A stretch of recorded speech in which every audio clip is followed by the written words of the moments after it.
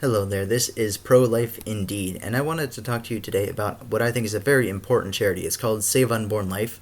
It's based out of Pennsylvania, but it's a 501c3 that basically makes a contract or exchange with a woman who is considering abortion for financial reasons.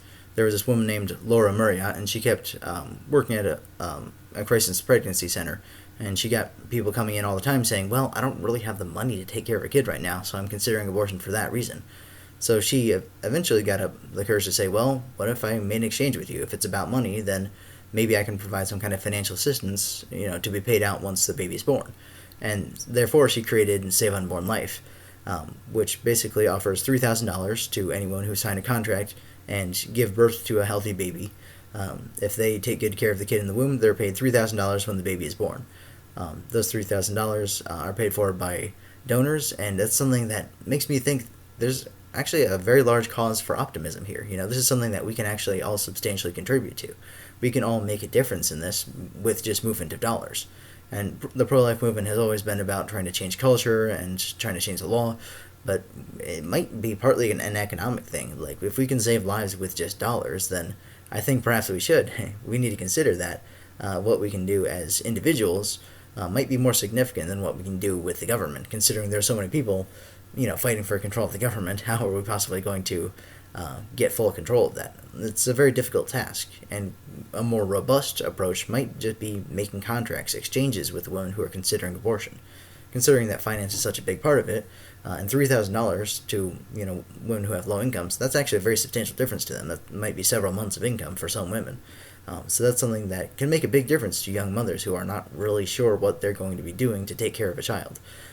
So I think this is a really major opportunity. Is we can make exchanges with them, we can simply buy human life.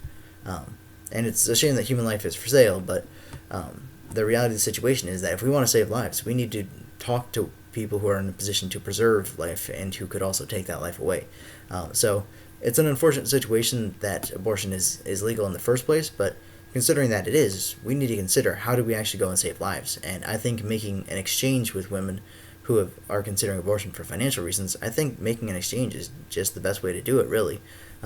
Considering that it's not really an option to make abortion illegal, and even if it was made illegal, people could distribute pills illegally, just like fentanyl and cocaine, get everywhere in the country anyway. I mean, considering how many people overdose on fentanyl, I think it's in the tens of thousands every year.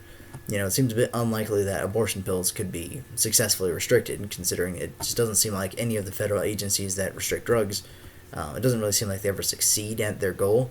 So for that reason, we might just need to talk to women who are considering abortion and try to find a way to change their minds, to offer them something in exchange for that human life being preserved.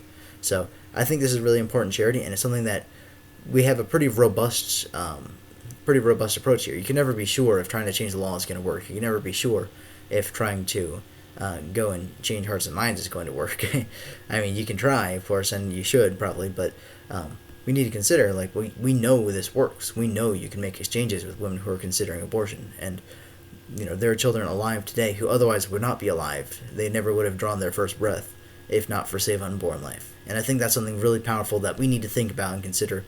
How much have we contributed? How much could we contribute? And how many lives could we save if we applied our maximum effort to it? I think that's something really important that we need to consider as pro-lifers, and become truly pro-life indeed, as well as in word. So thank you very much for watching. I really appreciate it. Have a great day.